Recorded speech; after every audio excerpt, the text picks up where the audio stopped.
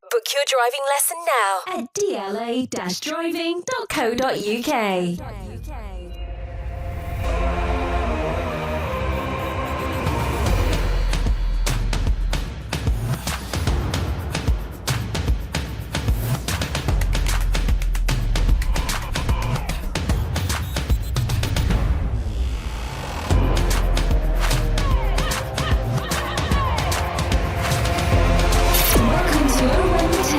Sponsored by DLA Driving Schools.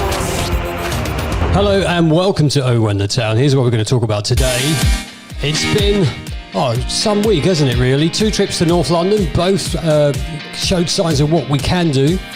And then we had a magnificent win at Kenilworth Road against a very informed Bournemouth team. What an end to that game. We're going to talk about that game in more detail very, very soon. Also, talking to last minute winners, we asked you guys, what's your favourite last minute win? We've all got our own feelings here today, and we're going to talk about that. On a sadder note, former Luton Town manager Joe Kinnear sadly passed away, and we thought it'd be nice to share some of our favourite members of BFJ, and we also have your 3-word reviews and much, much more. And look, if you look at the camera, if you're watching us on YouTube, you'll see that we've got an absolute full house today. So I'd like to welcome back, Batari. Nice to see you. Hello, Steve. Hello, and mate. Darren Hello. as well. Hello. So we're all together, and we're all going to think about Luton Town and the Premier League and all that stuff. But I want to start, if I may, with Everton and the points deduction that we heard today, which, look, for a Luton fan, that's somewhat disappointing, right? But yeah, is it fair? Is it fair that we have to wait now if they appeal? Is it fair on Everton that they've been deducted more points? Should we just disregard it? I think it's fair that they've had another penalty. What is totally unfair, and I think all the clubs agree with it, is the fact that the appeal process can go past the end of the season. Mm-hmm. Yeah. Because whatever they decide, if there are appeals, whoever goes down as a result of it can just blatantly say, you've put us down. Whether it's be Forest, Everton, ourselves, whoever. So I just can't see that there's any way that this isn't going to go legal. Yeah, can you tell me that the independent panel won't know the consequences of their decision? Yeah. Football, even if you're not into football, you'll know what's going on. Exactly. It can't be independent.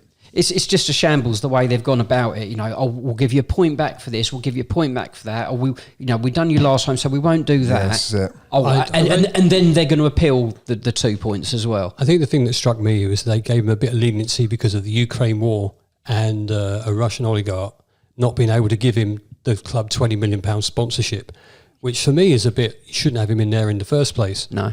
Very difficult. So points aside, we can expect Nottingham Forest to do the same. They're both going to appeal any new points. So we got to disregard them, haven't we? Surely, yeah. I mean, just focus on myself, to be fair. I'll be honest, I'm getting a bit fed up with it now. Like, obviously we discussed it, previous to the show, but I'm just getting a bit fed up with it. We keep talking about the same thing, and it's just, you go around in circles. We're not going to know nothing. We all know this, but... Yeah, we know what we've got to do, Yeah. and just got to focus. It's frustrating on that. And the thing is, a lot of people I'd speak to, they always go, you know what, you can't sit there and expect everyone else to do you the favours. I don't think we're asking for that. We're just asking for I'm not saying that, fair but yeah. penalties that are then upheld. All I would say is, can we have some of our points back, please, from the 30 points? That's what I was saying. Yeah. Well, So, yeah. it does seem like a bit of an injustice. Time will tell what happens with those, and time will tell, whether that's going to be, significant for us and our survival in this league. It's in our own hands still, so we just got to concentrate on that.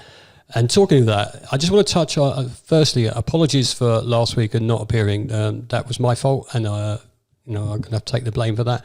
But we're back, and I just want to touch on the Tottenham and Arsenal games, because at Tottenham, I felt we did all right. And I think we come away from that feeling quite unlucky that, we had a deflected goal and an own goal, Darren. And maybe on a better day, we see that out with 5 minutes to go. Yeah, I think so. My 3-word review on that was 2 avoidable goals. I don't know. There was we left something out there, didn't we? There was points to get, but it was a good display. We rode our luck, didn't they? They hit the post, and that Al-Dawiti got the one off the line. So I don't know. It's not. Oh, it was unlucky. We did ride our luck, but in the end, I think we could have got a point. That one that Doughty cleared off the line, I've never seen. Honestly, just a little fag packet. It was more. the stitching. It was literally the stitching of the ball, wasn't it? I mean, crikey, that was so close. But, again, it was a great effort. It was a really good start. Nice, crisp finish from Chong, and you thought, oh, bugger. 2 minutes in, 1-0 up. So, but, again, obviously we were under pressure and stuff like that. But why does it have to be a deflected goal? Why does it have to be late? Well, we've often said on this podcast, if you're going to lose to a glorious goal, and that didn't happen. The stadium is awesome. I don't care what anybody says. The stadium is awesome, but actually not very loud. Obviously, they didn't really come to watch Luton, did they? The Spurs fans, but it was loud from where we were. Yeah, for us. the thing is, I think with all of these clubs, when they go to a bigger ground, and we're going to have the same as well, the hardcore support is going to get heavily diluted. Yeah. Well, they had one stand for that, Steve. They've had 17,000 people standing behind that goal that was probably on the shelf in White Hart Lane and things like that. It just didn't make any noise until they scored. Yeah. And It was the same for West Ham when they moved, wasn't it, as well? Well, it's the same for West Ham. And, at the end of the day, I come away from Tottenham thinking we put in a good performance. We could have come away with something more. Then, 4 days later, you're off to Arsenal. Firstly, as atmospheres go, Arsenal, there wasn't one from the Arsenal fans. That was worse than Fulham. It was bizarre. Was it that bad? Oh, yeah, it was terrible. Seriously, it was absolutely shocking. It was just full of tourists doing selfies. Yeah. That's all it was. If they didn't, but they went on and won the game, and 2-0 up. And did they take their foot off, or did we play better second half? I thought we were much better second half, but I think Arsenal were comfortable anyway. I think they really knew they won the game, but you couldn't really see it, could you, the amount of injuries? No, I think 13 players, that was it? 13 first. Yeah, I couldn't see us getting back into it at all, but it really was an awful atmosphere. Awful atmosphere. Actually, sorry, Dave. Now you're talking about it, I was watching on the TV, and all I could hear was the Luton fans. And it was very, very, even that was very far away sounding. But well, that's because they don't put the microphones as close to us as we do at their A fans for the Kenilworth Road end, for the Oak Road end. Yeah. I was going to ask. We didn't expect to get any points from that, Darren. We didn't expect anything from Arsenal and Tottenham, and then the game changer comes at the weekend. That was a must-win, wasn't it? Yeah, no, absolutely. And like you said, if we'd got anything out of those, it would have been an absolute bonus. And I think there's an element of that with. I think Arsenal probably did it. Arteta probably said, "Don't get injured, don't get sent off, don't get through that game." And I think that was what we had to do at Arsenal to get ourselves geared up, ready for Saturday. And I know in the past, I think with the Forest game, we said, is it a must win or not lose? It felt like it at the time. Yeah, but Saturday was must win. Yeah. It was as simple as that. We couldn't even draw it, could we? If it was a must win. If we're definitely thinking of staying in this division, we have to win our remaining home games, and that was the first one. And given the fact that, like when we were at Bournemouth, you're 3-0 up and coasting and thinking, well, that's brilliant. This is going to really change our season. And then, we know what happened next. To lose on Saturday would have been devastating. And it would have really, and I would feel the same. We're not thinking of Manchester City. Listen, if we get anything from that, it'll be a bloody miracle. Think about the strength of the players mentally, though, to not completely capitulate after that 4-3. So I think a lot of players who weren't made of the right stuff, they'd have just gone hiding. You see our players, they're still all looking for the ball. They're still prepared to make a mistake, but carry on and doing it. So again, I think the mental strength is brilliant. They have to be mentally strong as well, because I'm very concerned about the players' fitness as well. The amount of games that all these the players are playing. Because like you said, the amount obviously is it at the moment currently 10 out injured still, 9-10. I think we mentioned it earlier. Obviously, Doughty, he looks very tired at the moment. Really tired. Yeah, there's a few players out there. They look like they're in strings, don't they? Yeah. You can't help thinking that if we had our full strength 11 out, we'd have got a different result at Tottenham. Yeah. I genuinely think that. I genuinely think, and there's other games about that. But let's talk about Saturday's game, because it was immense in the end. And your 3-word reviews as usual for Luton Town 2, Bournemouth 1. Jimmy said we left it late. No, he didn't. He said left it late. Kev says 3 massive points. Nick, another emotional roller coaster. Mark, Rob, super subs. Joe, persistent paid off. Tom, Jordan, Clark, with an F word in there. Freddie, that winning feeling. Matt, we needed that. Steve, not dead yet. And Clive, unique football glove. You can all take one tonight because there's 3 of yous. That winning feeling. It's been so long. I didn't remember what it felt like. It's just, I mean, to be fair, I know it sounds bad. At one point, I was thinking to myself, this is getting a bit a bit depressing now. Was it- I want to go home. I was falling asleep. Brighton, wasn't it? Brighton was the last one. Brighton was our last win. Wow. We haven't won since January. It's crazy. Yeah. There you go. Wow. I've gone for another emotional roller coaster. It's being a Luton fan. It's just like you're in love, and it's just such an exhausting relationship, you know. And you get little bits that keep you going back. But She teases you every now and then. mate, it punishes Stop it, you. you. just really punishes you. As you know, as a fan, it is hard graft. But you know, you think of the amount of clubs where not a lot happens season in, season out. Yeah. I'll have it this way. That's what love feels like then. Yeah, fair play. Can I? I could have gone Swiss Tony on you there. Yeah. Supporting Luton Town is very much like making love to a beautiful woman. Now, Steve, you're just showing your age a bit there now, Steve. Stop it. Stop it. I'm gonna go with Mark and Rob's super subs. I just think so positive. You know, yes, we had to win it, but you know, we've had times where you know we brought Pelly on and whatever, and you sit and you do what. No, he went for it. He went for it, and my word, those subs, Berry especially, but Fred, Woodrow, Yeah. the right subs, right time, and Woodrow has now had 3 or 4 key moments for us in the last couple of months, Yep. hasn't he? So you know he's really contributing in a very small amount of time that he's given.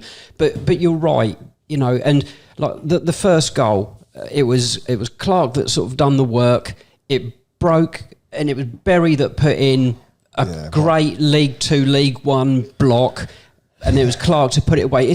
There's just something no nonsense about a large group of the players, and they just get the Goes back job to done. mentality again, doesn't it? Yeah, it It's just does. mentality of players. It does. It gives them an extra 10-15%. Yeah, doesn't it? because So- we were saying before we came on there about Luke Berry had a horrific injury, and as you said, he's throwing himself in there to make that block. I love that man. Yeah. Yeah, I love we that was, man. yeah, we were saying before, a lot of people I've spoken to are saying, you know, Luke Berry's done, he's washed up, he's this and that. I'm always saying, no, there's no way. Like, just watch him, he's a very good player. He's too clever. Yeah, Too this is clever. it. Yeah. You talked about him being a League One championship there, and he's a Premier League player, mate. Well, no, only because 100%. that's where he's come from, as Yeah. of so many of them. But I think he meant smash him out off the park kind Yeah. of Well, like, but his style. there's yeah, the yeah. point, and in the Premier League, we know you've only got to brush past them with a piece of dust, and they'll fall Yeah. over and claim. Look at Arsenal the weekend and what their players. It's disgusting. Yeah. How they tried to fool the referee, But we don't do enough of that. no, I know, but at the I'm moment happy I'm though. happy about Yeah, it. yeah. But Fred as well. You Fred. know, he's come back. I mean, I thought at Arsenal I was there gonna say, were he looked like times Rabbit in highlights, Yeah, he in the did. lights, yeah. So would I have done. But he just went for it, and it doesn't matter what quality of a defender you are.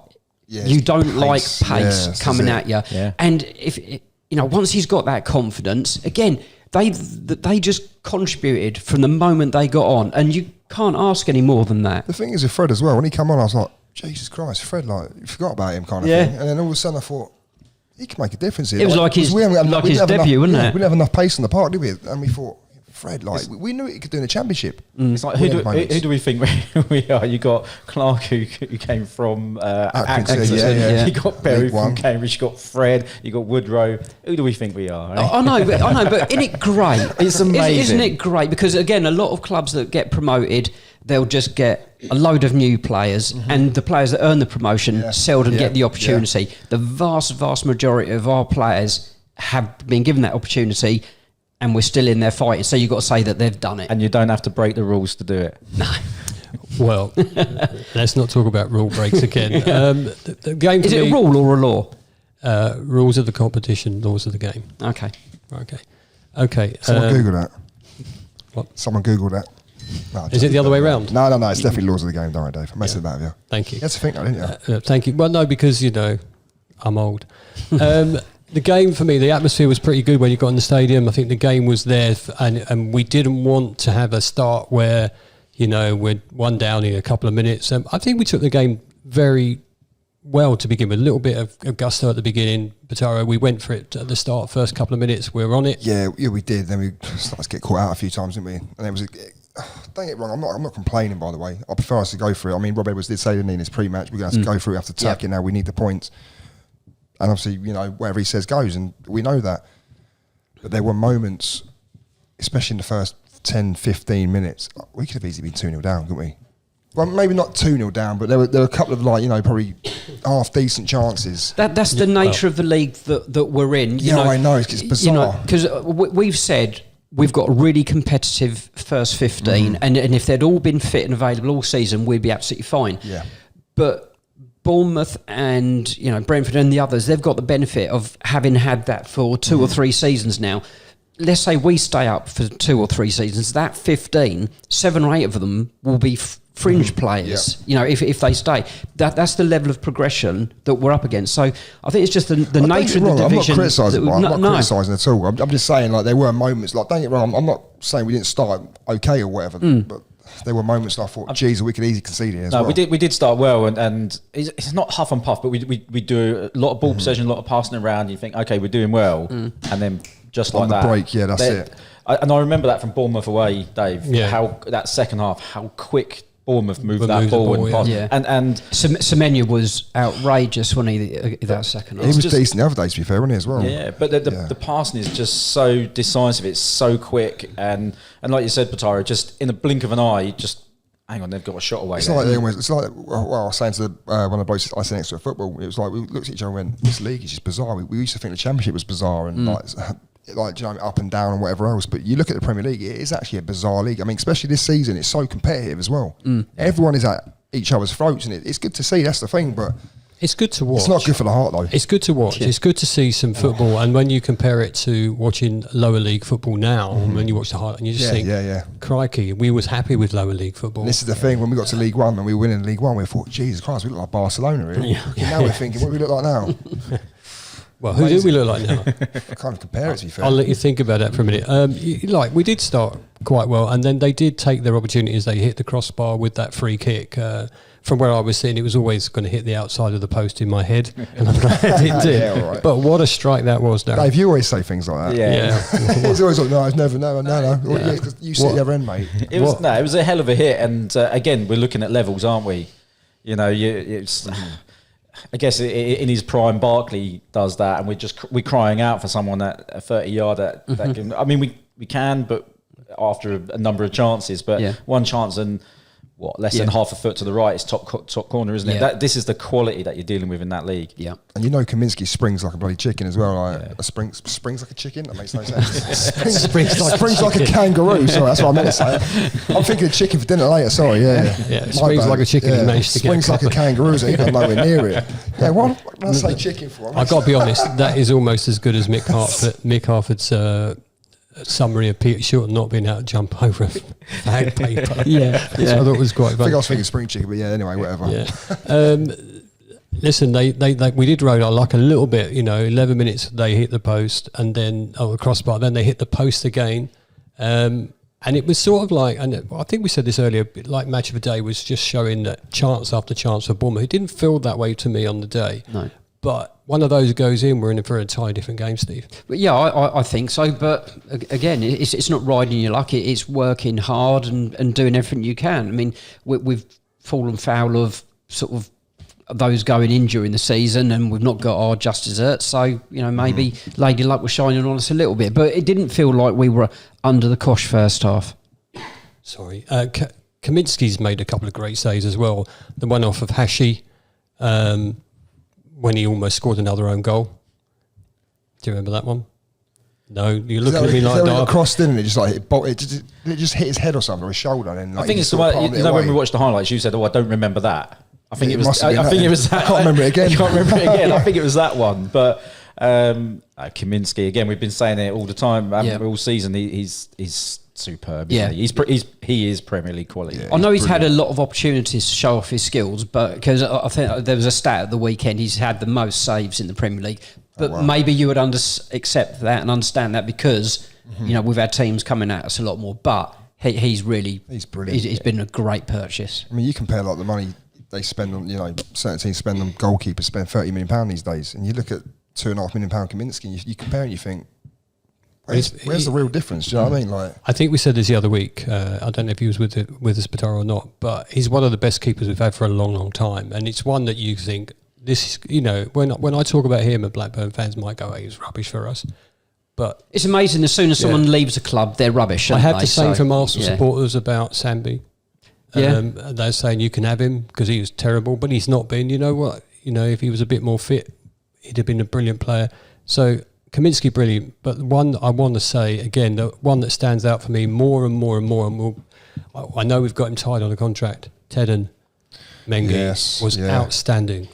He was, and he was clearly in pain as well. You know, he went down a couple of times, but he was just, again, we've used the word warrior, and he is again. He's just not going to give up. I think because he knows he's so desperately needed. But, you know, while we're talking, Reece Burke, an exceptional game. Reece Burke, yeah. I mean, and Kabore. I mean, Kabore's brilliant. He's my man of the match, by the way, on Saturday. He would, you know, because he's not the biggest of players, Kabore. You know, he looks sort of quite short compared to some of the players, but he really fought hard. He went for absolutely everything, and he seemed ultra sort of concentrated with the defending. And I thought that was one of his best games. It's almost like he had a personality transplant, didn't he, as well? Because he just went from sort of like, and I'm not being horrible to him, sometimes he's a little bit like hesitant and like, you know, a little bit like timid and whatever else. And I thought on Saturday he looked like an absolute animal. He looked like he wanted to kill people. Yeah, no, he was sensational. But I mean, but Mengi is just beyond belief, considering he was a purchase for the future. Yeah, just outrageous. It's one for the future. Let's see how we go. Yeah. And now But Steve, I'd agree with you. Oh, I agree with you on everything, guys. But Reece Burke, let's remember who he was marking as well. Solanke. A few weeks ago, people are saying in the England squad, he didn't do anything. Reece Burke had him absolutely pocketed the whole game, didn't he? No, so you got to say the whole defensive unit just really pulled it out the bag, and fair play. But it's now they've got to find a way of doing that again. Yeah. Don't forget, this is not our first team out, as we'd say, and you know what? That's an unfair thing to say. The squad is a squad, and that's why you have a squad that way. However, I think a lot of them would realise that had other people been fit, they wouldn't be in the game. Mengi, for me, outstanding. Second half starts, you're thinking, come on, let's just grab a goal. Morris is not far off. Outstanding save.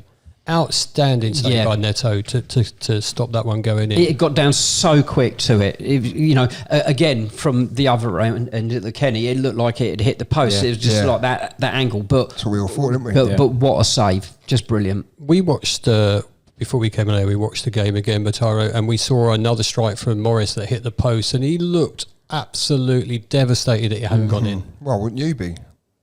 Probably, I mean, if I hit the post like that and the goalkeeper's not even moving, I'm thinking... You'd be thinking all sorts, wouldn't you? Oh, if I hit it cleaner. Darren, does that just show the passion that we've got in our strike force? Oh, 100%. And obviously, we're being captain as well. You know, he's taken that role, obviously doing it for Locks. And it means absolutely everything to all of them. But I think he knows with Eli out and everything that's going on, the weight on his shoulders. Yeah, and he's. It's only him that's putting all that weight on, though. But you know, everyone is hopeful that he's going to do it, but it's only him that's probably demanding that he does it. And he did look completely crestfallen when it hit the post. Yeah, he mouthed something like I don't know what he mouthed, but I think we're all thinking the same, weren't we? Yeah, exactly. But to be fair, like obviously to Morris, like you know, he's come from obviously he's playing League One for Shrewsbury and obviously Barnsley and whoever else, and he went to the Championship. But you look at his record in first signing, I was a bit like, this guy don't really score many goals. I think he had 1 or 2 good seasons at Barnsley. But this guy, man, like he scored goals for us. And his hold-up play, I'll be honest, like his hold-up play is amazingly good. It's some of the best I've ever seen, especially at Luton. But I love him. But what I was going to say was, I thought Bournemouth on Saturday were very naive. The amount of space they give him. He was just calling for the ball every time. They were switching the ball to Morris. He was taking a touch, holding the ball up, playing ball to whoever. Yeah, he's brilliant. Well, I was going to say, especially Bournemouth away, Morris' first half, Bournemouth away, was immense. So, yeah, you're right, Batari, why they didn't click onto that and they allowed him that space. The amount of space they kept giving him as well. Like, but don't get it wrong, maybe that's him, his clever, like... Well, I was about to say, could we not say that that's him making use of the pitch, making use of his ability as a player? And look, let's give... We moan about Match of Day sometimes. Let's give Match of Day credit because they gave Morris a lot of credit as well, didn't they? Yeah. Good. 73 seconds after the save from Morris, Bournemouth go down the other end. And I just want to... I'll start with Darren and work my way around the table if that's all right. But I just want to say and it's going to sound like I'm moaning a little bit, but could we done a little bit better in defending that shot? Because the shot was great, Tavernier, wasn't it? But could we done a little bit more? Because we just didn't clear our lines, Darren. No, we didn't clear our lines from the initial ball in, and it. I don't know. I personally, I'm less. I know we spoke about it before. I'm less critical of that one than say Spurs from our corner. Right. You know, that it's something like that where, you know, I know we're harping back to Spurs, but where Clark tried to get it back out to the corner taker and it didn't get there, and actually then Clark's got a chance to take Son out on the half, just take him out on the halfway line, and you know that's preventable. Was this one preventable? Not as much for me. No, I agree with you. I mean, I'll be honest, I had a lot of people complaining and saying, "Oh, the goalkeeper's got to save that." I'm thinking, what the hell are you lot on, man? Do you know the keeper's got to save that? What's a strike, by the way? Curling away from him. Yeah. Could Jordan Clark, Steve, just get there a little bit closer, or was he going somewhere else because he'd been told to? Or did he get closer? Because you were saying, Dave, you think he got a nick on the way through. Yeah, I'm just asking Steve if he could have got closer, and then we'll go to that. Well, for me personally, the guy that passed it to the goal scorer, he was going to be one-on-one with our defender. Now Clark was right to be going to make that a 2-on-1, you know, and it wasn't a massive gap, but he had to address the attack as it was at that moment, and for me it was a decent pass in, you know, so I'm certainly not blaming Clark for that. We also, like, you mentioned that what I said earlier, when I watched it back, it goes through Clark's legs. Mm-hmm. Yeah. Right, when he's trying to stop it. And I genuinely think it took a nick. It might have done, to be fair. I thought he caught it cleanly personally, but you will never know. Unless we go and freeze frame it and like slow it down. You know, we'll get producer Jacob to do that, and he can let us all know about it. Jacob's sitting there. And at 1-0, you got your head in your hands because, you know, I don't think we deserve to be 1-0 down at that point, and you're just thinking this is just typical Luton Town. And Rob makes those changes, and Berry and Onyedinma come on, and you know, again, Morris hits the post from them two attacking, getting the ball and putting that ball, and it hits the post, and you think, well, maybe we're just not going to get there today. I think I stood and talked to the people around me and said, it's just one of those days where we're not going to get the goal, we're going to get all these chances, and we're going to end up with that 1-0. And then we have a glorious moment with Luke Berry. We've already touched on it. The goal, Bataro, was something else from Jordan Clark. I mean, we've played some, obviously, you know, beautiful football and not scored some goals, and that was just a bit, like you say, a bit rough, wasn't it?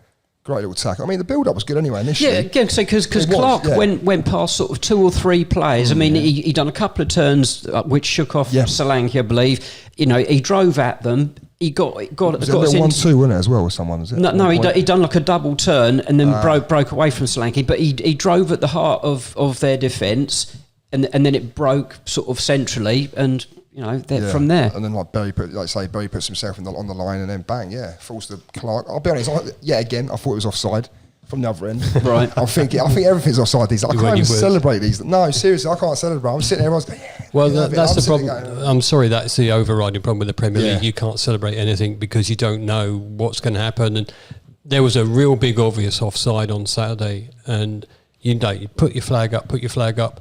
He doesn't put his flag up. It goes out for a corner, and they get the corner. But he was offside in the beginning. Where's the fairness in that? If he scores a goal, they review it. If he doesn't, they get a corner, and they score from the corner. It's different. And you can't do anything. It's rubbish. Right, It's rubbish. However, having said that, we're all celebrating. We're on the front foot. It's getting the times running down, and this is, you know, another brilliant input from Corley Woodrow with the cross, Steve, and what a way to finish from Carlton Morris. It was, and you know, I have been critical of Woodrow sort of before, and he's made, I say, 3 or 4 critical contributions, whether it's league or cup, you know, and everyone says in training, you know, he has got this quality, and it was a beautifully flighted pass. I think again, Berry made a run which took 1 or 2 of the Bournemouth players away, which freed up space for the cross, but forward, you know, the thing I love about Carlton Morris is he's so calm in those pressure moments. He's got a belief in himself, but he's really assured. You know, like ice cold blood running through his veins. You know, because the cross itself is dipping down on him. He's waited for it to come across his body, and then you just see this massive bloody size 16 boot. boot. Sort of just open it, and he sort of just caresses it into the corner. I mean, it is sublime finish, ignoring the time, the circumstances. It was just a fantastic finish. It was. Yeah, brilliant. And how many times over the years, not just Luton, but any team does that go over the top of the stand?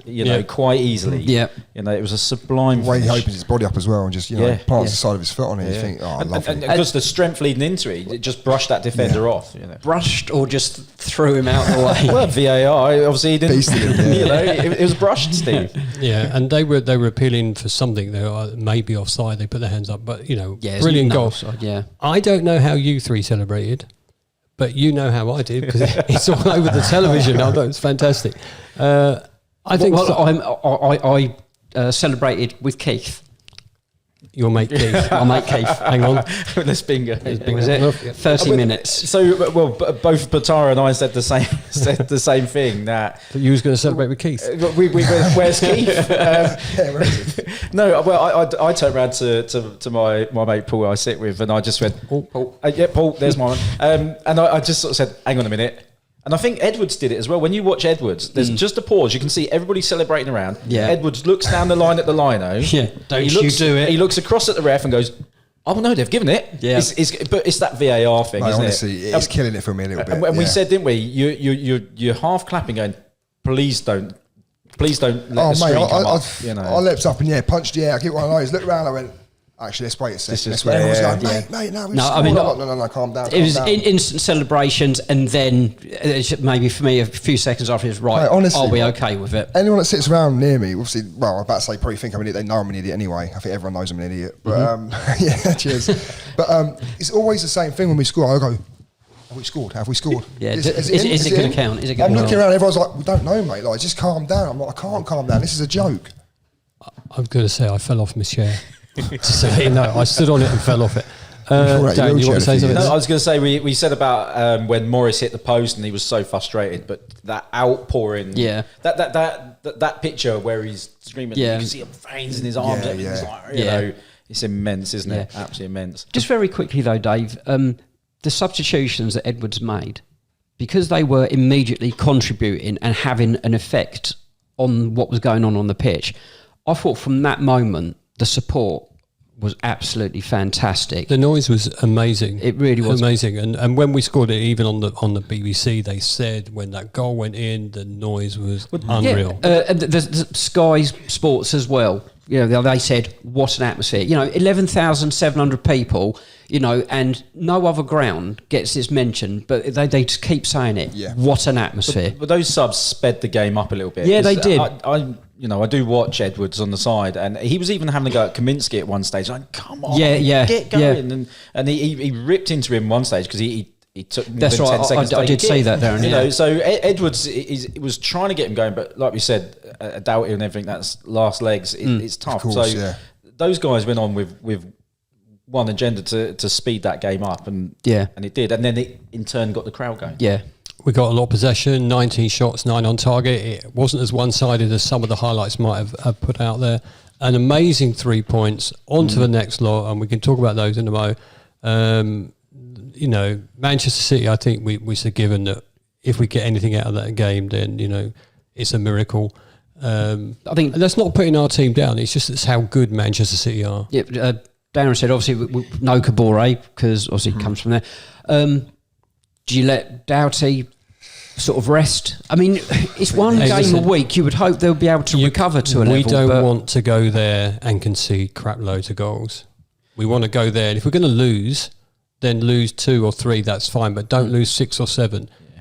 Actually, though, we could go there, and you never know, miracle might happen. Look at Brentford the other season, and look at that sort of thing. They're conceding goals. They are conceding goals at the moment. The problem is they score loads, don't they? Palace scored 2, didn't they, the weekend against them? Yeah, so. I mean, I know it's asking an awful lot, but, the young lad, Joe, left-sided. I wouldn't throw him in, though. I know, but he played against them in the Cup. He came on, didn't he? If Doughty is as absolutely knackered as he appeared to be, and this is when you can get muscle strains and pulls, and then he's out. So if it's a free hit, you know, Yeah, but you're so free, I'm yeah, not it's saying that golden for I'm not stuff, saying that I would do it. However, it might be worth something just to think about.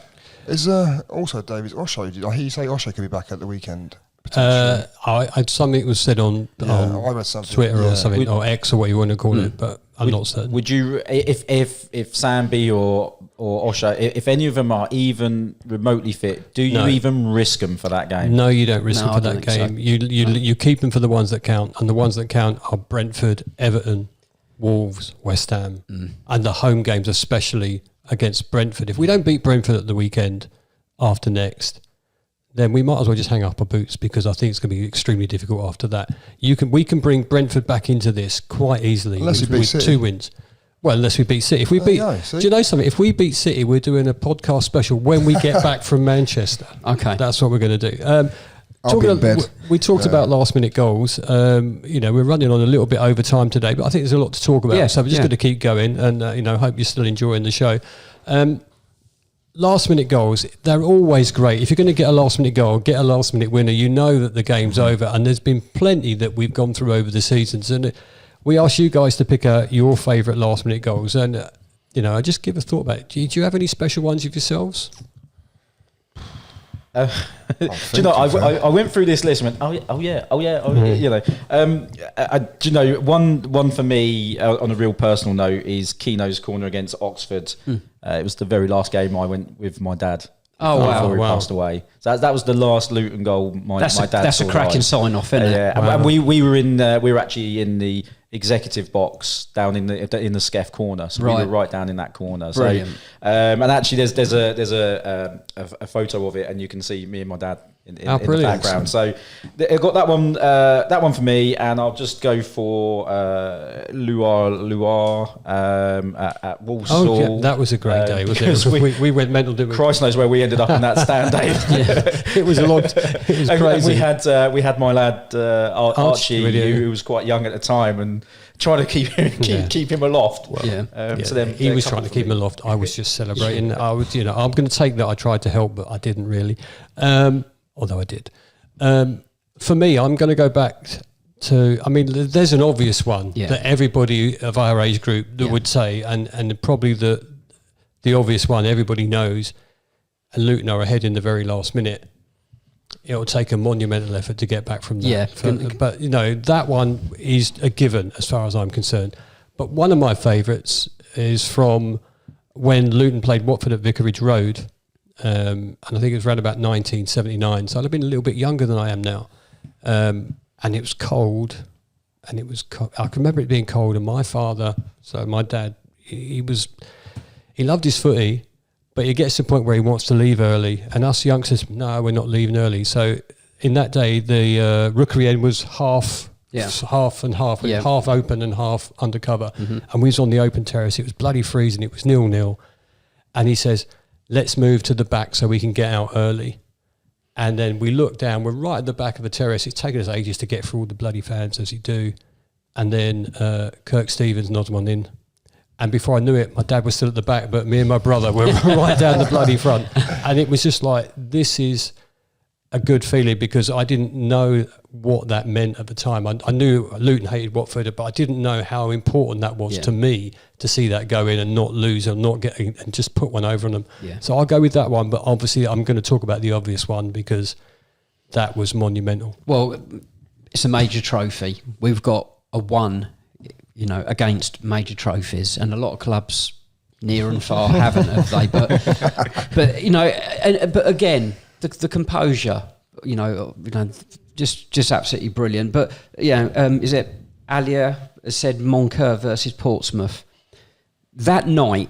Oh wow, yeah. The conditions, the snow, the football we played that game, we had absolutely no right to play the level of quality football that we did. First half. It was just sensational. If it had been the first game of the season on a perfect pitch, you'd gone, Jesus, they're on it. Yeah. But, again, Moncur could get some whip on a free kick, couldn't he? And the boy knew how to celebrate, didn't he? I mean, Richard Byrne must have been spewing because he'd done like this 20-yard skid along the pitch. See the ground going, no! Followed by all the other players. Yeah, exactly. But, I mean, that was a monumental finish. And as I say, the first half in particular, the passing that night was just outrageous. Quick question, did he take his top off as well and start swinging it around as he was doing it? Might Was that have done. another one? Yeah. 'Cause he'd done a few, didn't he, like that? But yeah. I'd say that first half wouldn't look out of place now in the Premier League. No, it was outrageous. Well, we asked you guys, have we all done one? You done one? I can't Taro? really think. You can't the only think one I of can one. think of was really Cullen versus Cambridge. I think it kept our unbeaten streak going. Carlo or versus whatever, Cambridge, yeah. and that's the day before you passed your Yeah, driving it was test. Dave. There you go. Oh, there you go. Yeah, There you so, go. so They that remembered. we've all got our memories for the right reasons, but any last-minute goal is worth celebrating, and they're always good. Don't matter how scrappy they are, how glorious they are, they're always good. We asked you guys, last-minute goal focus. Don't have to be a winner, but what's your favourite last-minute goal that Luton have scored? Colin says Berkovic versus Hull. Yeah. Outstanding. You said earlier, lots of good shouts with Moncur versus Portsmouth. And she said also, I know it got disallowed, but Joe Taylor versus Coventry needed more recognition. If only that was real. If only that didn't get disallowed. Joe, not a winner, but Alan Campbell's clincher against that lot on April Fools. That was fantastic. Yeah. Brick says Saturday's up there for me alongside Naismith and of course the one that we all are thinking about, Brian Steen at Wembley. Ollie, Cullen versus Cambridge. Ricky, Woodrow versus Everton for me. So you've even forgot that one. I mean, that was unbelievably good to be there. Bailey, Luar away at Walsall. I know it wasn't a winner, but the limbs in the away end was something else. You're right, and as we've already said, Darren, me and you got lost somewhere, didn't we? Rich, Keynote's corner, Oxford. Second to that would be Gray versus Dartford. Again, a really stunning strike there. And the thing I remember about that game is that we had 3 sides of the ground, didn't we, at that day? It was good. Yeah. And Ed says Saturday one from Morris for me, the importance of which could be legendary. Could be. Wow, what a statement. Yeah, exactly. If we look at the remaining games for people around us, it's quite interesting, isn't it? We've got to try and win. Well, we've got to win our home games. If we can beat Brentford and Everton at home, then I think we're in with the shout. We're in with the big shout. Wolves away and West Ham away. There's points there. There are. Wolves. Wolves have had an awful season with VAR. I feel really sorry for them. I don't. No, I do. That one at the weekend was ridiculous, but they've just tailed off a little bit. Wolves have just tailed off a little They're a bit. bit of a West hit and miss Ham team, aren't they? roll the Yeah. dice. You don't know what you're going to get with West Ham. So there's points there. If you can just lose 1 or 2% of determination because you're not going to go down, you're not going to get into Europe or what have you, just that 1 or 2% off their optimum performance levels just could be enough, and we can sneak some extra points. When you look at the run-ins, there's a couple of games where you hope people are going to cancel themselves out. Brentford have got to play Sheffield United. Well, that doesn't matter if Sheffield United win that, because I don't think they're going to be able to get out of it. But then they've got us, and then Everton, Fulham, Bournemouth, Newcastle. Bournemouth and Newcastle, strong games, but Brentford are a decent team. Everton, Chelsea away. You're thinking Chelsea might just tie that one up. You don't know what Chelsea are going to do, though, do you? But then they have Forest, Everton, Forest. You want that to draw. They have Sheffield United, but they also have Arsenal last game of the season. Forest have got Wolves, Everton, Manchester City. So look, there's the thing. We don't beat Manchester City at the weekend. Forest hopefully won't beat Manchester City when they play them. They have Chelsea away. They have Burnley away. Chelsea at home, Burnley away last game of the season.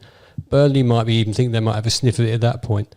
So it's in our own hands. It's quite exciting, isn't it? It's brilliant. Again, just harping back to it, but, no one gave us a chance of staying up. We were going to be down long ago. And it's just keeping the whole dream alive. And, we've mentioned for 2 or 3 years now at least about the mental resolve of this group of players. And again, it just seems like they've got the bit between their teeth and they're not going to give it up. If passion gave us points, we'd have loads. We have loads and loads. Can I just say, don't count Palace out of this. There's a good point. They have a horrendous run-in.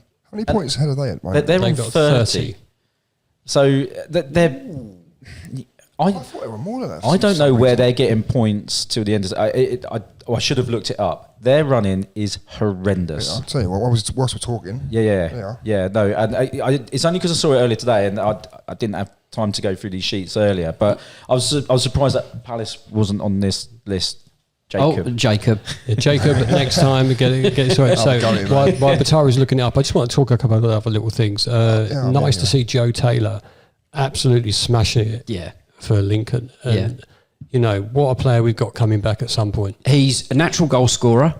He takes up great positions, but he's got pace. Yeah. And again, you see a lot of the goals that he scored, he's composed, you know, and he's either drilling it or he's passing it in, you know, into the corner. He's got so many different ways of scoring. Always on the move as well, isn't he? Yeah. Always on the move. And look, the boy backs himself. He comes on at Wembley, has that goal disallowed, and everything, and then takes the first penalty. Yeah, you know. Yeah. I mean, I can't wait to get him back. No, that's right. But we did say at the time, you know, the cameo appearances that he was making for us, he looked as if he totally belonged there. And yeah, I think we've got an absolute belter. Of course, an absolute So, gem. Batari, what you got for us? So, doing Jacob's job, by the way, producer Jacob. So basically, this is Palace's running. So Liverpool, they got Liverpool at Anfield, then they got West Ham at home, then they got Newcastle at home, Fulham away, Man United at home, Wolves away, and Villa at home. So yeah, really, because they're all well. Do you know what? That's brilliant. Let's hope that helps. Teams that are fighting for either Europe or whatever else. Do you know what I mean? They're going to say there's no dead rubbers there, is there? Other than really Fulham and probably Wolves, but that's it. Yeah, they're not out of it. No. Just one more thing. Two more things actually. Let's. They're on minus 18 goal difference as well, which is one of the worst ones around the sort of like mid part of the table to down. Yeah. Okay. Well, time will tell, and hopefully, you know, we get a miracle result. Hopefully, good call there, Darren. And well, we'll clip it if they go down. Can we just? Well, clip it. Yeah, get producer Jacob to do that. Two things. We're going to finish on something different, but I just want to touch on Joe Kinnear, who sadly passed away at 77 after a battle, you know, with dementia. And I personally know how bad that battle is when you love someone and they leave you. But he's given me some really brilliant memories, especially not just for being manager of Luton Town, but just being a manager. But at Luton Town, he was something different, the Big Fat Joe song and all that stuff. Sad to see him go.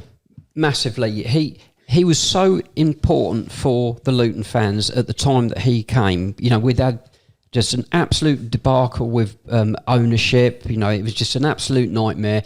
And I remember his very first interview, because there was just a lot of different signals coming out of the club. His very first press conference said, if it doesn't come from me, then it ain't true.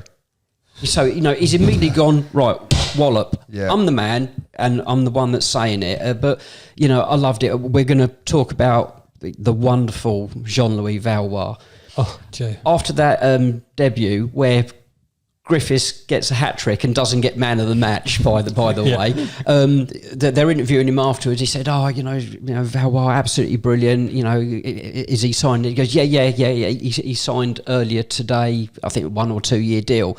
And he hadn't signed. It was just a complete lie because, he signed. So, love it. You know, just playing all the games. But he gave us something to believe. He gave us a team to be proud of as well, and they were really in the mould of apparently what he was like as a player as well. Yeah, and from what I remember, he did change our style a little bit and got us playing football again. Yeah, and you just love the honesty of the guy in his interviews and everything else. Well, he got Coyne, Nichols, and Howard. Yeah, you know, Pleat bought in a brilliant spine one summer. And that's exactly what that is. He brought a fantastic spine to the team and, just couldn't break it. He was, I'm going to say unpredictable with his quotes about football. I've got a couple here that I just found earlier and I'm just going to read them out because I think it just sums him up. On the way that his teams are judged, he said, people criticise me saying I'm a Route 1 manager, but it's always the same. If Robert Pires threads a 20 or 30-yard ball inside the fullback for Thierry Henry to run onto and score, it's a brilliant pass. Mm-hmm. But when my teams do it, it's a boot down the middle, which is true. And we've got that. Yeah. On his limited spending power, when he was in charge at Wimbledon, he said that's the story of my managerial life. Buying Woolworths, selling Harrods. And you know, he was up against it with that.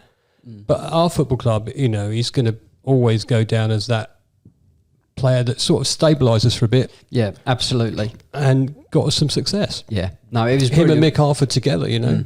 Bringing Mick back to the club was genius. And actually, if they were allowed to carry on and the whole debacle that happened at that time didn't happen, how long would it have carried on, and where would it have gone? Well, who knows? I mean, I think Newell gave us some really exciting football, but you felt that you trusted Kinnear, you know, because of his background in managing, etc. But yeah, no, it was a great servant for us, and you know, almost sort of just give us our identity back.